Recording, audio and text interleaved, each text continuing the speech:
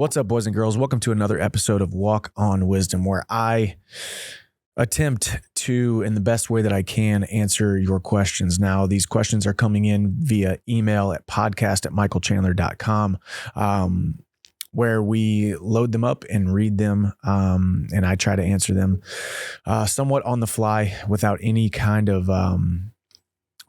preparation, just to answer the question of what it comes to heart in the moment. And like I said before, I by no means claim to have the answers to anything. Let's be honest.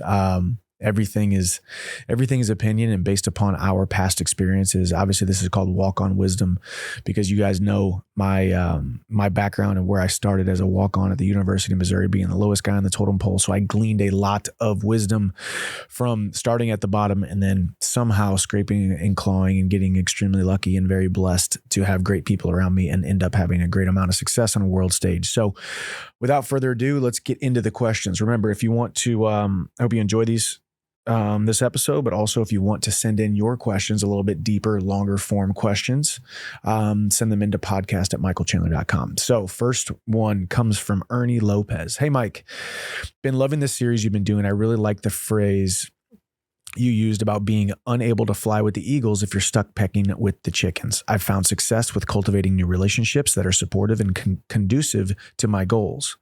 My question lies in dealing with relationships and connections that are no longer serving you and your goals. What advice do you have for ending / altering / reducing the negative aspects of relationships that are no longer congruent with your goals and who you want to become? See you at the top, Ernie. What a great question.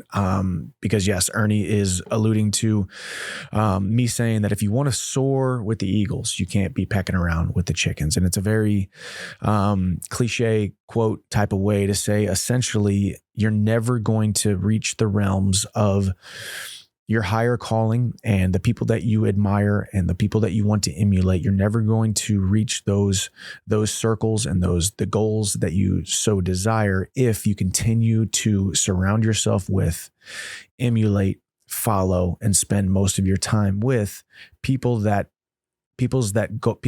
their goals are not congruent to, or at least at the same level of your inclination or your yearning to be your best self.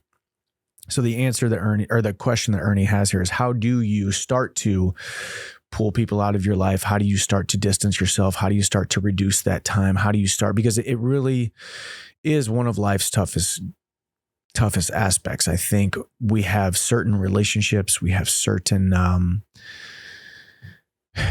obligations that we feel to people. We have certain feelings that we know, hey, this guy really helped me in high school with this time of my life. This girl really helped me during this time of my life. But plain and simple, people change and circumstances change and seasons change. And sometimes people are in your life for a certain season. They weren't going to be in your life for the entirety of it. When I really started pursuing college wrestling, when I really started throwing my full heart into it, when I first started really pursuing mixed martial arts, it became a little bit easier when I became, a mixed martial artist and throw myself fully into that, because I was, I wasn't as young anymore. I was 22, 23 years old-ish. But in those teenage years, when you're really kind of making that transition from high school to college or high school to the workforce, you have your hometown, you have the people from your hometown, you have family members that you spend most of your time with, and then life comes at you fast, and college comes, or jobs come, or obligations or responsibilities come. Maybe you get married, maybe you have children. It starts to become easier and easier to distance yourself from people that don't serve you, relationships that don't serve you. The feeling that you get when you're around those people, it does not serve you, nor does it inspire you, nor does it make you want to be a better self. Aside from just sounding very blunt, don't feel so obligated to always respond to people.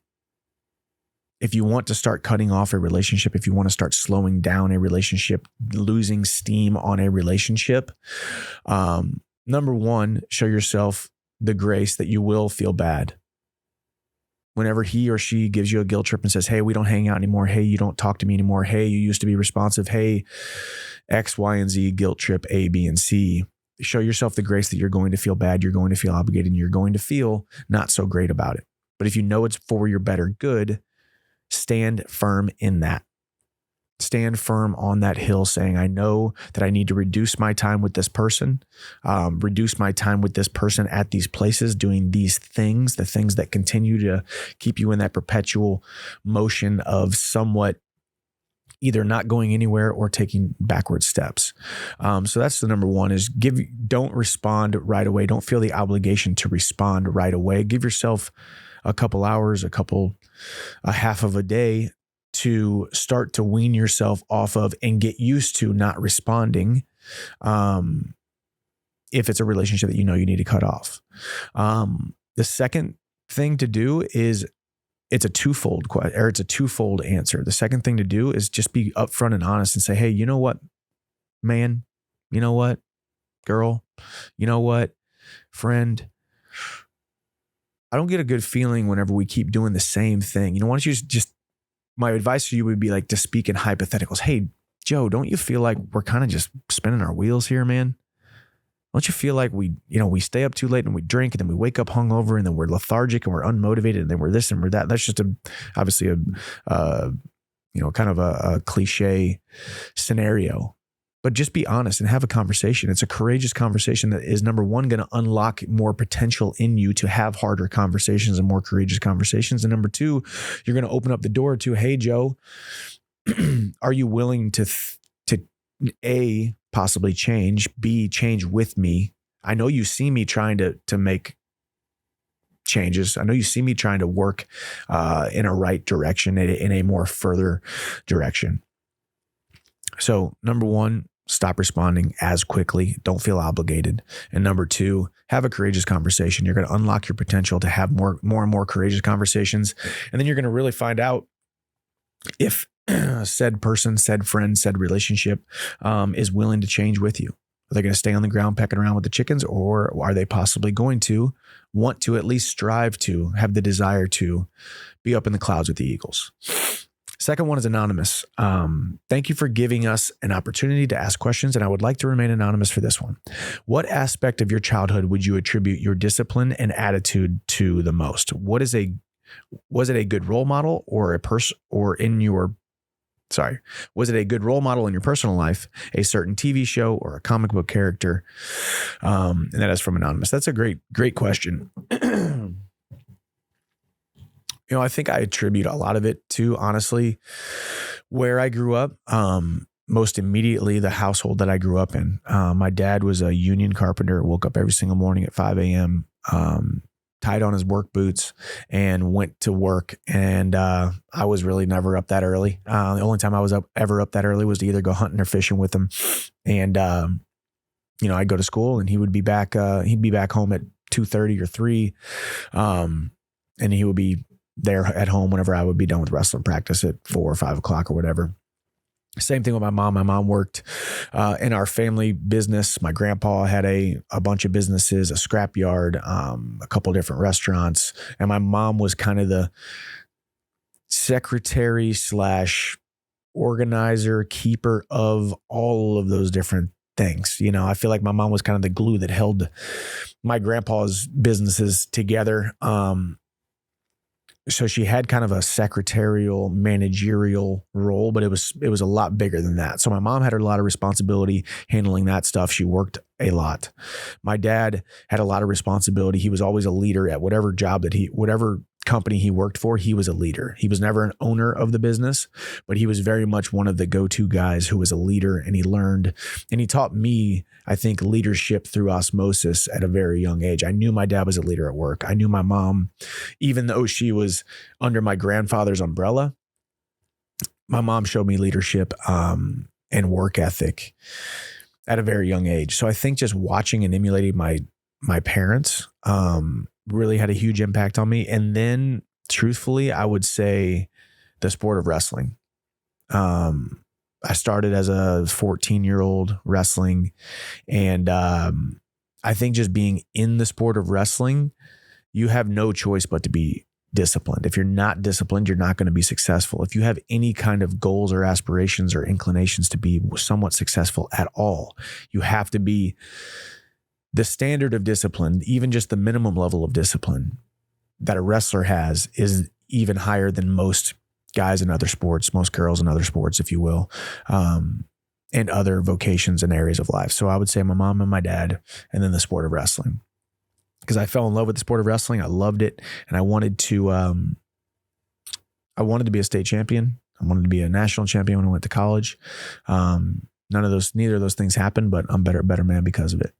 And it was definitely not because I lacked discipline. It was because I lacked mental acuity.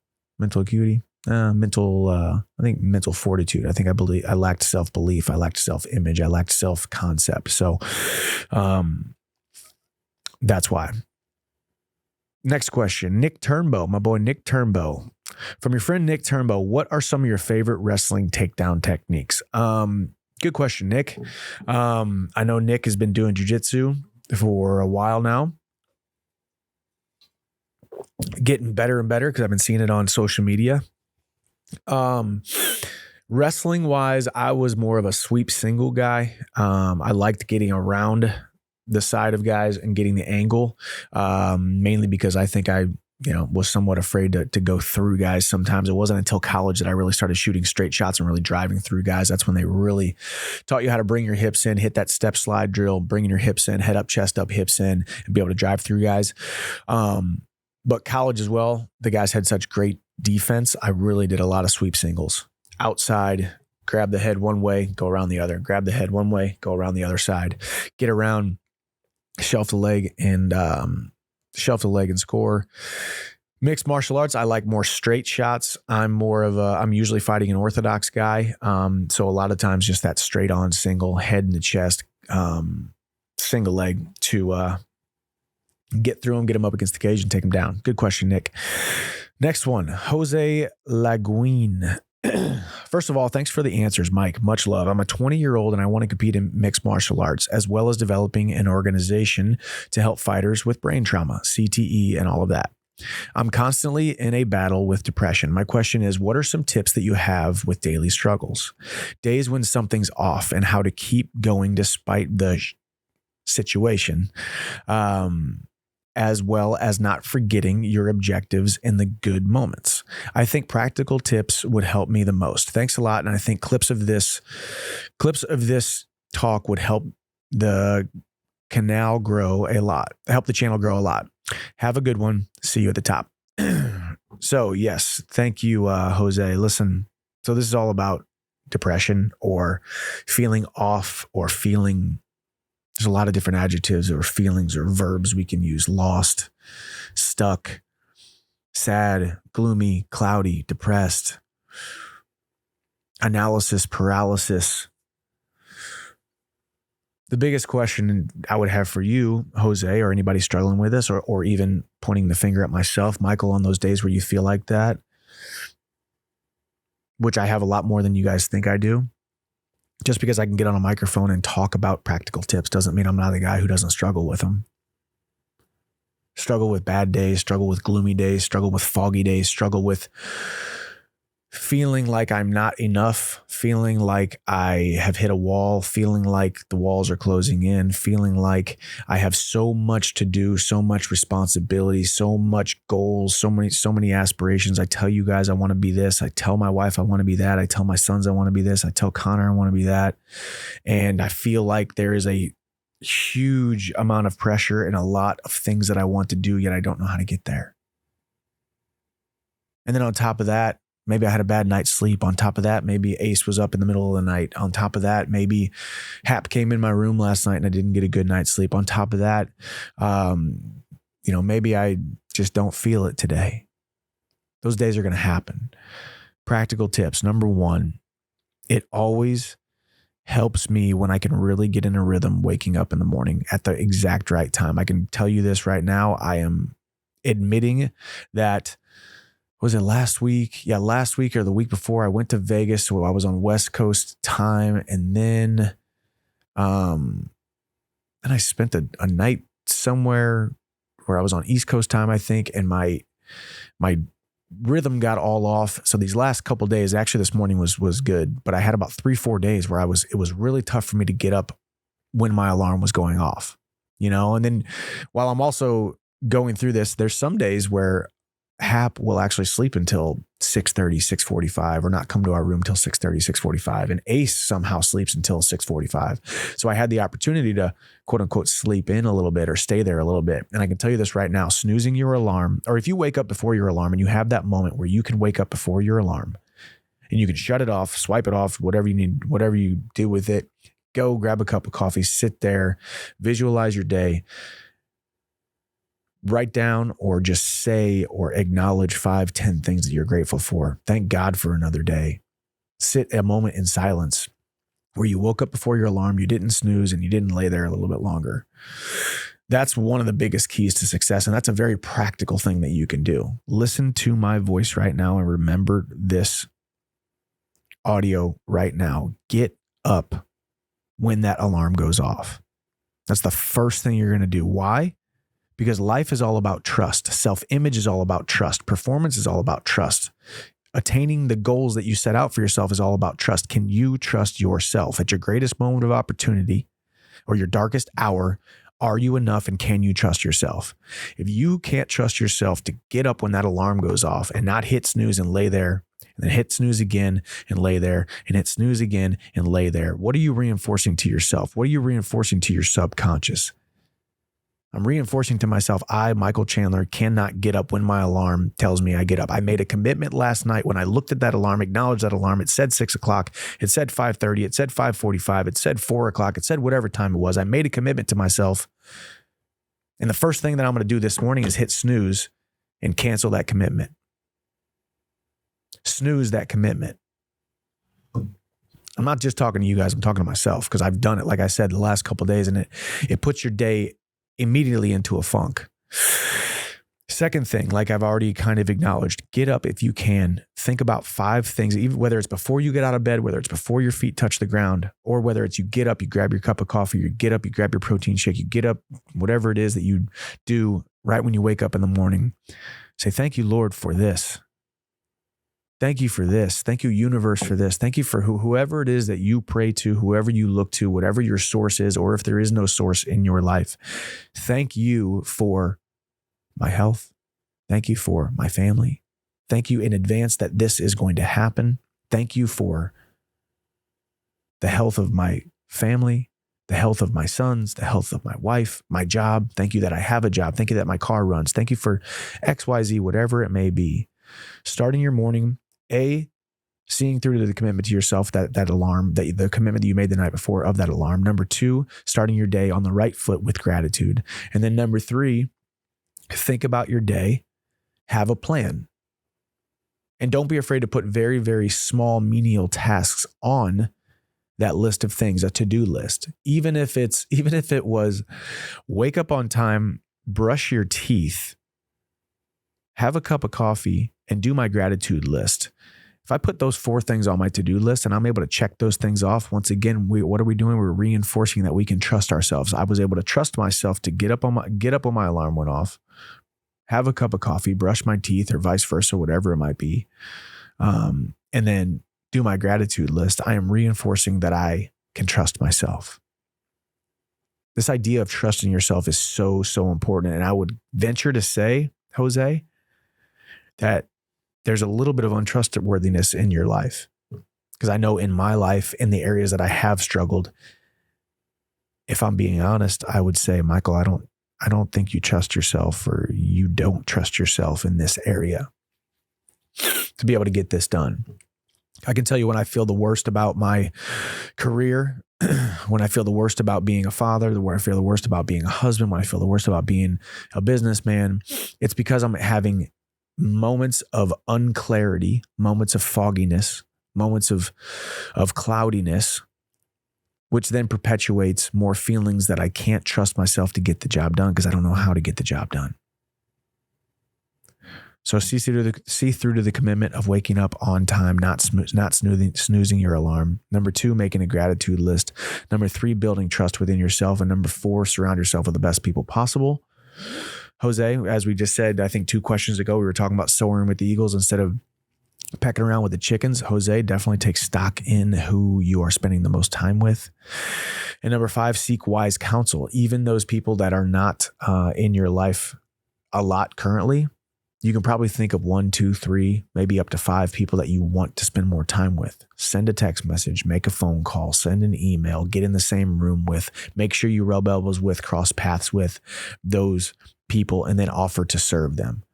And then a 6th thing, another practical thing, is you can have everything you want in life if you will just help enough other people get what they want in life. One of the greatest quotes of all time by one of the greatest speakers of all time, Zig Ziglar. Maybe you're focusing on yourself too much. A lot of times when I felt the most depressed, or I felt the most sad, or the most cloudy, or the most confused, it's because I'm always focused on, how do I fix this for myself? How do I fix my life? How do I fix this aspect of my life? How do I fix this relationship? How do I fix this part of business? How do I fix this part of my physical fitness? Instead of just thinking about serving yourself and just thinking about taking care of yourself, why don't you go out and serve somebody else? Some of the best times of my life have started and been perpetuated, and the catalyst was when I was being the most servant leader that I possibly can be, when I can put a smile on people's faces, when I can bring value to people with no question or nothing in return asked for, not expecting anything in return. So those are some practical things. That was kind of a long one. But I'm very passionate because I've been in that same situation. I've been in the same rut that all of you guys have been in. As I said, just because I can sit here and talk into a microphone and act like I got some answers to a few questions doesn't mean that I don't struggle with the exact same thing. To struggle is to be human. To wander, to err is to be human. And you have to rest in that, and you have to show yourself the grace that you're going to. Moving on, Raul. Hi, Michael. Raul here from Valencia, Spain. I would like to know your take on addiction. No matter if it's eating or tobacco or whatever, the brain is almost unbreakable when he wants to convince you to relapse or do it. And the cold turkey quitting is remarkably hard. I tried this with my addiction to tobacco as well. It's strange. I love reading, also writing, and you can add this kind of atmosphere you have when there are cigarettes and some melancholy it's sometimes appealing when you're trying to reach deep emotions.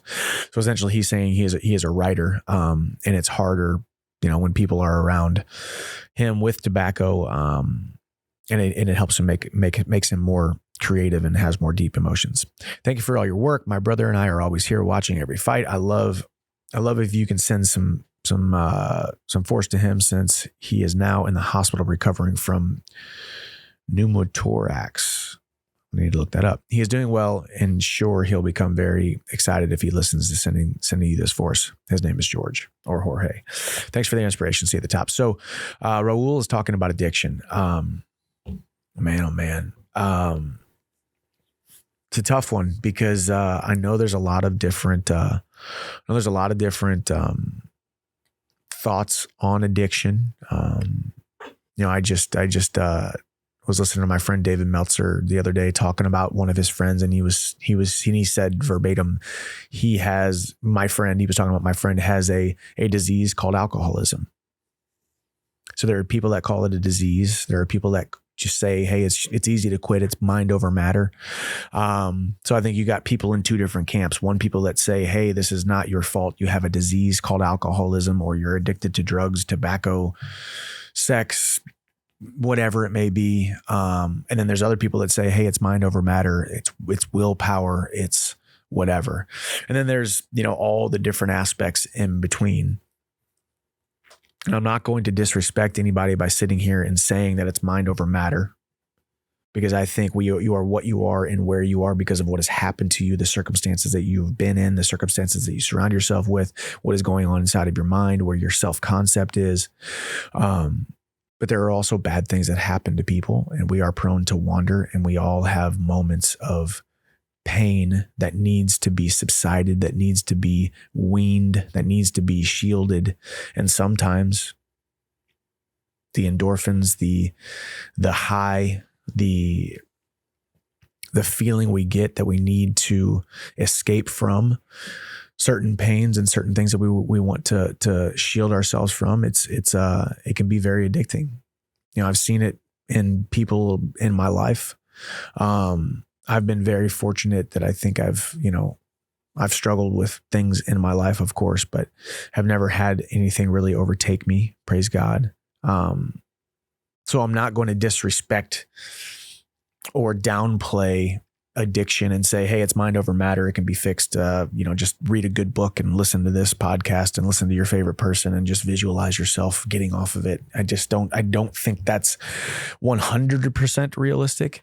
But on the same token, I don't know if I'm going to say there is nothing that can be done with it because you have a disease, like you have a disease that you came down with and there's just nothing you can do about it. It's terminal. It's going to be with you for the rest of your life. I think somewhere in between where we can take steps, similar to what I was talking about in the previous question, if I would say there's no guarantee that it will help, that it will cure your addiction, but really taking stock in and really working on the mindset and your self-image and your self-concept and your confidence and your happiness, your peace, your joy, and your contentment, making that front of mind, making that the most important thing in your life currently.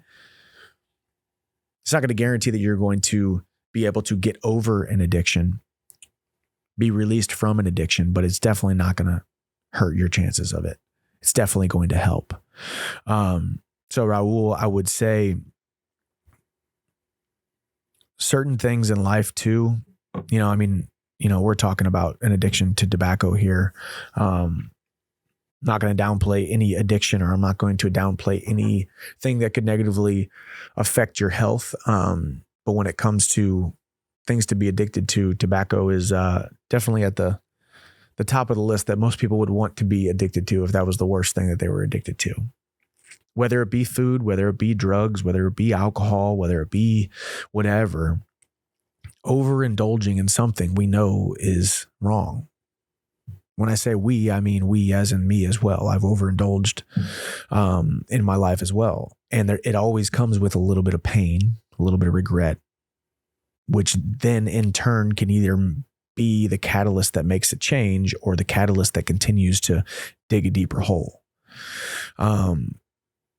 So once again, not to just go back to my blanket answer for everything it seems like these days, but build up your mind, build up your heart, build up your social network, build up your relationship capital, build up the visions in your mind, and the things that you glorify in your heart, to be able to say that this thing, this chemical, this action doesn't have as much of a grip on me as I would lead on to believe.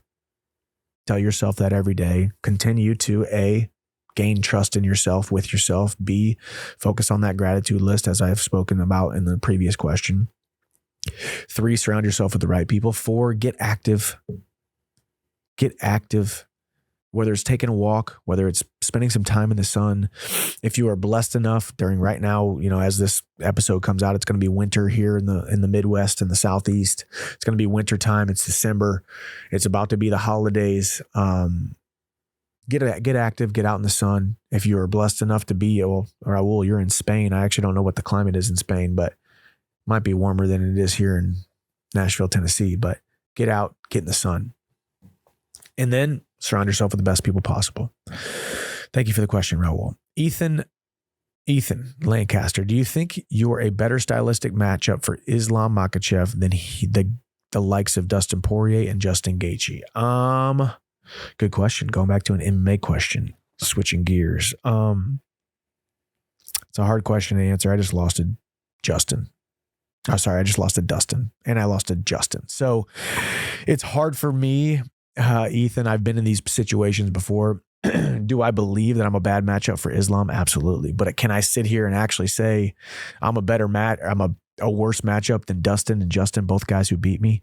I've fallen into these traps before where people say, I can't believe this guy said he would beat Islam and these other guys couldn't, blah, blah, blah, because they beat him. And styles do make fights. Stylistic matchups are the most important thing about how fights go. I do think my wrestling is better than Justin's and better than Dustin's.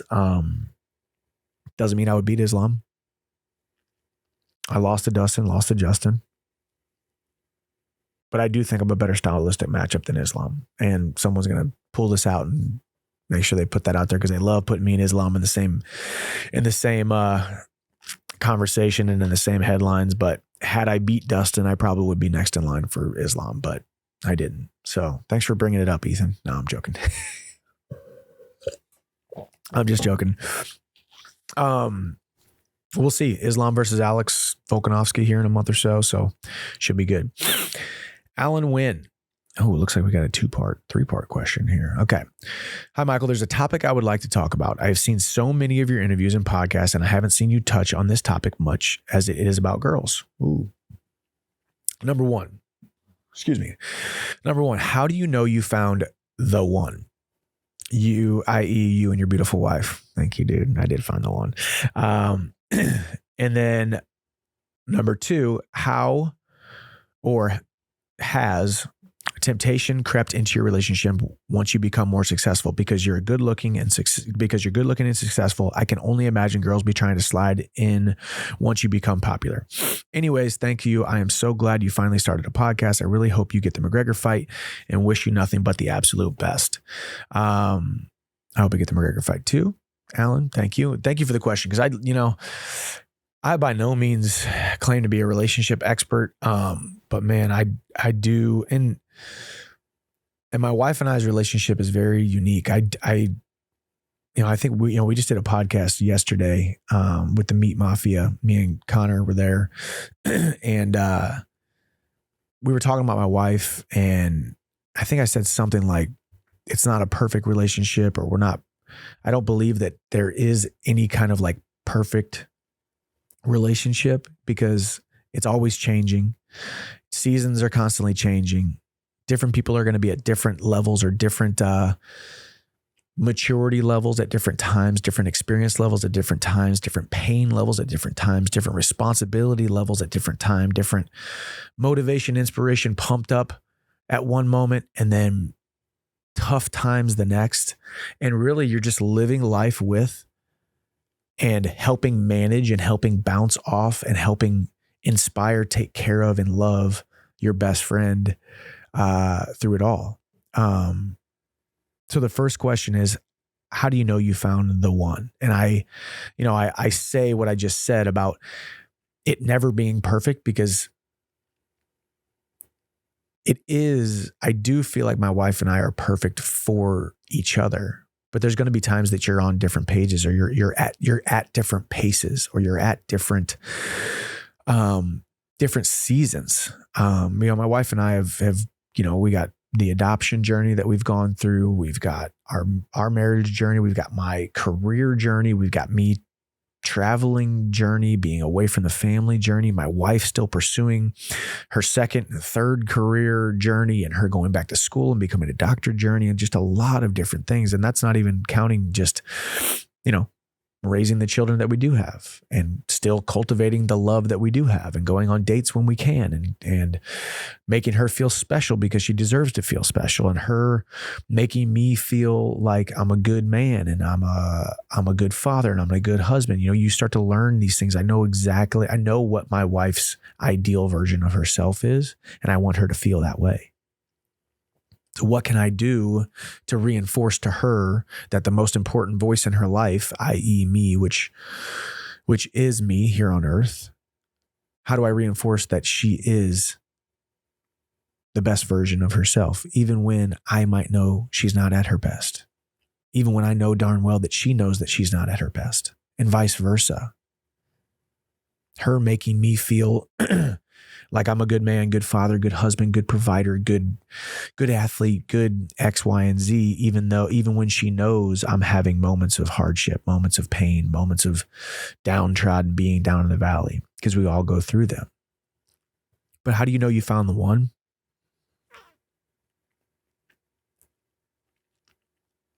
It's a hard question to answer because there's so many different circumstances, timing, circumstances, seasons.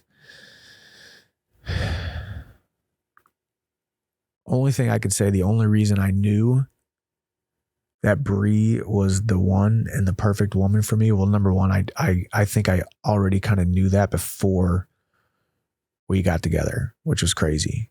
I had a vision on my heart and mind that I was going to at least get in touch with this girl, Bree, before we actually ended up meeting. And then when I did meet her, she exceeded all of my expectations. And I knew from the first moment that I saw her in real life, finally, because we emailed back and forth for years, that she was going to be the girl I was going to spend the rest of my life with. And I would move heaven and earth and I would do anything to be with her. And I knew I was ready to marry her within the first month, which sounds crazy. But I just remember the comfortability. I remember the zero expectations. I feel like every relationship I ever had prior to her, there was some sort of expectation that I had to do things, or I had to be a certain way, or I had to perform, if you will. There was none of that. I felt like Michael. And that's all I felt like. And it was easy. I can tell you this, especially in the very beginning of your relationship, Alan, if you're with somebody and it feels like work right away, it feels like you have to strive and perform and you have to build. No, I'm not saying don't make her feel special. Make the reservations. Use words of affirmation, give her gifts, find out what her love language is, physical touch or whatever her love language is. Make sure you serve that love language. But if it feels like work and it feels arduous and it feels a little bit daunting at the very beginning, especially during the honeymoon phase, chances are it's not going to get much better. Comfortability, and it just felt right. That's a very hard, very cliche way to answer that, but I just knew that she was the one because it just felt right. It felt easy. It felt smooth, like butter. And number two, how has temptation crept in your relationship once you become successful? You're a good looking, successful guy. I can only imagine girls trying to slide in to become, as you become more popular. Luckily, I can tell you this, and I'm actually very thankful for this. Mixed martial arts is a 90% male dominated fan sport, so it's not like, I've got friends that are athletes in other sports. I got friends that are country music stars. I got friends that are on big platforms doing other things. And there's a lot more women fans, if you will, a lot more women involved in those things than there is mixed martial arts. So I'm very thankful for that. Most of the time when I get someone coming up gushing over me and wanting to hug me and take a picture with me and all that kind of stuff, it's usually a dude, which works out really well. And Bree and I have talked about that a lot. And she's like, I actually, love it, because it would be really hard if you were, I got friends in the country music and we've actually compared Instagrams. Instagram will tell you, hey, 40% of your following is this and 60% of your following is that. My following was 92% male and 8% female, and his was like 92% female and 8% male. So I can only imagine how that adds more challenges. But no, as far as temptation goes, no, I don't even want to park in a spot that I can't park in because I'm afraid I'm going to get a parking ticket, and then I have that hanging over my head. I don't want to add any more. I just got done talking to you guys a question or two about all the different obligations and things and how I have to put a plan in place because I have so much going on in my life. The last thing I want to do is add any kind of stress like that. And that's probably the worst kind of stress. One of the worst kinds of stress that you can ever go through is those kind of temptations, or feeling like you've done something wrong, or delving down that road whatsoever. But the biggest thing is just don't put yourself in those situations. I know, right here in the question, I'm sure, people try to slide in, or girls try to slide in. Don't give them the option to slide in and they can't slide in. For me, I don't like to travel by myself. I like to always have someone with me, an accountability partner with me at all times. If my wife isn't with me, I got a good friend with me, somebody that I know, love, and trust with me to make sure that I'm staying in a safe space, if you will. And that's not just with the temptation of the opposite sex. That's just the temptation of also dudes, maybe wanting to get squirrely at a place, trying to get me in trouble or doing something like that. It's always good to have good, safe people around you that you could trust with your life, with your reputation, with your livelihood, with your everything. So temptation, luckily for me, has never been a problem. But I would say, just putting myself in the shoes of somebody who that is a struggle of theirs, have someone around you. Number one, admit that, hey, I'm really struggling with this. I'm really struggling with this temptation. I'm struggling with ideas, thoughts, inclinations. Can you help me before this goes down the wrong road? Hey, can you go on this trip with me? Hey, can we talk about this thing? Because even just getting it out of the open and talking about it is going to help me, and it's going to help me compartmentalize it, but also look at it and put a plan in place about how, if this happens again, or if this temptation happens again, then I'm going to be able to know who to call, know what to do. So hard question to answer, Alan. But there's my answer. Peter Kelly, I am 15 and have recently found a passion for MMA. I truly do see a future in fighting, and I am prepared to work as hard as I need to in order to find success. How did your MMA journey begin? What advice do you have for an aspiring fighter? I love watching your fights. You're an incredible martial artist. Best of luck. See you at the top. Peter Kelly. Peter, thank you, man. You are the man. And yes, you are only 15. So you are 7 years younger than when I started mixed martial arts. So that's how I started mixed martial arts. I started it as a 22-year-old right out of college, got done wrestling at Mizzou, and decided that I was going to give mixed martial arts a try, and followed Ben Askren and Tyron Woodley into the sport of mixed martial arts. Graduated March of 2009. Fought my first fight in August of 2009. Won by TKO in the first round at First Blood Fight Promotions in Lake of the Ozarks, Missouri, and I haven't looked back since. When I went to that first fight, was training for the first fight, wasn't quite sure what mixed martial arts was going to be in my life. Was it going to be a small, short blip on the radar type of, hey, I just did this a couple times so I could tell people I fought in a cage, or was I going to make a living out of it? I had Tyron for sure set on making a living out of it. I had been really starting to really realize he was going to make a living out of it. Those guys were like my big brothers. So I thought, well, I'll give it a chance or give it a shot. But you're on the right track though. If you see a future in fighting, you better be prepared to work as hard as possible. And what advice would I give? Well, number one, Peter, you're 15 years old. First thing that comes to mind is the mind. It is the brain. It is damage. You're 15 years old. I don't think, and this is just my personal opinion, take it with a grain of salt. I don't think you need to be sparring yet. I would not be taking damage yet. Like I said, I think the fact that I didn't take my first real punch until I was 22 years old has really helped me prolong my career.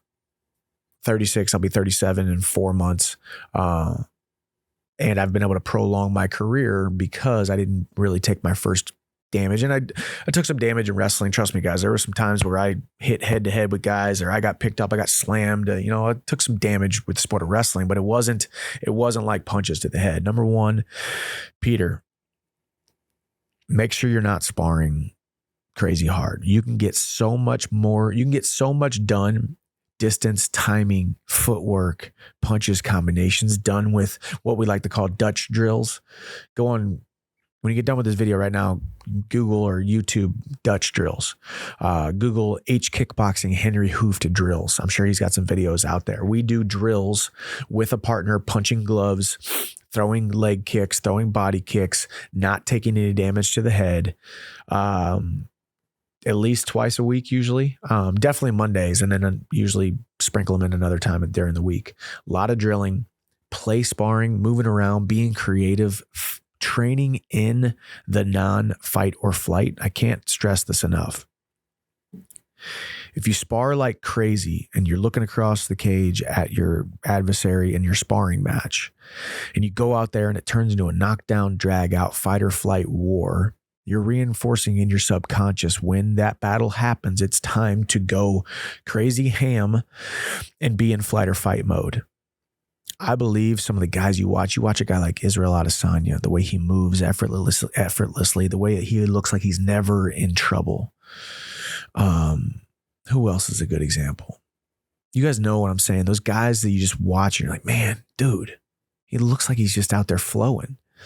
I don't think you guys get the sense of that whenever I fight. So I'm sitting here, sounds like I'm being a hypocrite because I'm telling you to be a little bit more loose and not be in flight or fight mode. But when I'm in a fight, I look like I'm in fight or flight mode. But I do a lot of play sparring, moving around, not going too crazy, choosing the right partners. I train with a bunch of absolute beasts in the gym. But I only actually go with and spar with a few guys that I know, guys that I love, guys that I trust. And they feel the same way about me. And we know we're not going to hurt each other. We know we're not going to take damage. So that's my biggest advice. You're 15 years old. Don't think about the 15-year-old Peter. Don't think about the 25-year-old Peter. Think about the 30-year-old Peter. Is your body, your mind, your soul, your spirit, your technique, is it all going to last? Is it all going to withstand the test of time? Because you still have another decade until you start to scratch the surface of your real potential and of your prime. I can tell you guys this, I didn't feel like a real man until I turned 27, 28, 29, 30 years old. I feel like I was at my highest peak, and I still feel like I'm at my highest peak. I feel like my prime has been pushed back because I started the sport a little bit late at 22. I really started to hit my prime at like 30, 31. That's when your brain and your body start to really mesh and mold at a level that is just, it's different than when you're young and you're young and you're hungry and you're athletic and your body doesn't hurt, but you don't have the skills accrued yet. You don't have the old man strength. You don't have the years and years of armor that you've put on your body. So think about the 25-year-old Peter. Think about the 30-year-old Peter. Think about the long game. Never burn a bridge. Have a good reputation. Never operate outside of your character. Don't sacrifice your character for sound bites to try to get in the headlines, to try to get certain fights. Be you. Be unapologetically, authentically you in this career. It's worked out well for me. And number 3, 4, 5, whatever we're at, be a good employee to the current organization that you are with. I can tell you the reason that I have been able to be pretty darn successful in this sport was I was always a really good employee to Bellator. Never badmouthed them. They loved me. I loved them. It was a good, mutually beneficial, symbiotic relationship. And then coming over to the UFC, it's expanded tenfold, and I got a great relationship with the UFC, not just the UFC brass, but all the way down to the janitor at the UFC PI, everybody in between. Reputation is going to be the most important thing that you can have, because it will carry you into every aspect of your life, and it'll get you more success, more friends, more significance. It'll get you paid more. It'll get you a bigger platform, and it'll get you more, ultimately, joy out of life. Jamie McGregor, related to Connor? Jamie McGregor. Hi, Michael. With your extremely active lifestyle and challenging fitness regimen, when you get ill, injured, or any other setback, something that stops you from training, how do you approach it? I'm an amateur fighter, and whenever I get sidelined, negative thoughts start to creep in and it gets me down. I'd love to hear how you approach it. Michael, considering you're at a much higher level and you have dealt with some pretty serious injuries, thanks a lot. See you at the top. Great question. It's really tough, especially, Jamie being an amateur fighter. When you get sidelined, whether it be sickness, illness, whether it be your opponent pulls out of a fight, whether it be something like COVID happens, whether it be you get an actual injury and you have to sit on the sidelines, all of the different circumstances that may sideline you, the biggest thing is to remember, and you guys hear me talk about this all the time, building up the mind is just as important as building up the body. If you have a hand injury, you can run. If you have a leg injury, you can sit down and lift weights. If you can't do either, or you're just ill, also don't be afraid to just shut your mind off and just have a day. Show yourself the grace to have a day. Now make sure that day doesn't turn into 2 days, 3 days, 4 days, turn into a week. And then all of a sudden you definitely feel a little bit regretful that you spent way too much time sitting on the couch and feeling sorry for yourself. But A, don't be afraid to give yourself a day. And B, do what you can with what you have. If you got a leg injury, don't be afraid to pull out your journal and just journal. Write down, I, Jamie, believe this about myself. I want to be this. I want to do this. I want to have this. I am thankful for this. I am thanking God in advance because this is going to happen. I am thankful in advance that I have confident expectancy that this is going to happen in my life. This is going to happen in my career. This is going to happen in my relationships. This is going to happen in my finances. This is going to happen in my faith. Build the mind by writing things down and creating opening up new channels and neuroplasticities by opening up your mind and seeing things if you can't do things with your body. And then make sure you're getting good rest and make sure you're getting good supplementation. Make sure you're taking all of the things that will build up your immune system so you don't get as sick for as long.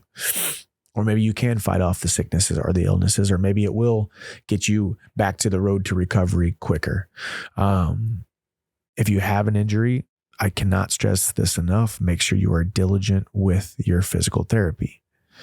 So many guys and gals have ruined their careers because they had an injury that could have been rehabbed sufficiently and effectively and efficiently for 4 weeks. If they would have just put the work in for 4 weeks, 3 days a week, that injury would have came back better than before the injury happened. And now it becomes a 6-year-long nagging injury that probably pulled them further away from them reaching their goals. So build up the mind when you can't build up the body. Give yourself permission to take a day of rest. Make sure you're supplementing correctly. Make sure you're seeking wise counsel. Make sure you're listening to your coaches, your doctors, your nutritionists, the people around you who know more than you. I'm constantly seeking out people who can help me make sure I can get the most out of my body from a physical standpoint, from a spiritual standpoint, from a mental standpoint. That is a good question though, Jamie. Appreciate you. Jeff. Hi, Michael Chandler. My name is Jeff, and I just want to say I really admire you as a fighter. Many people say you're a great entertainer, but I see past that. To me, you're one of the best. You're one of the best. Your style is very well-rounded and adaptable. You add strength and explosive power. And the strength and explosive power you have is really amazing. I'm 17 and I want to join MMA, and your fighting style is what I want to use as a base. So if you don't mind, please tell me if I can't afford the gym, what are the best exercises to do to build strength and explosive power? And what category would you say needs more focus when it comes to your combat? Great question. Number one, thank you for the sentiment. Number two, I do believe I've somewhat uncovered one of the important secrets about continuing to be more explosive, and that is just training explosive. A lot of med ball stuff, a lot of jumps, a lot of explosive movements. I think you can lift static heavy weights for a few reps all day long, and it's going to make you stronger. It's probably going to bulletproof your body and make sure your joints and stuff feel great.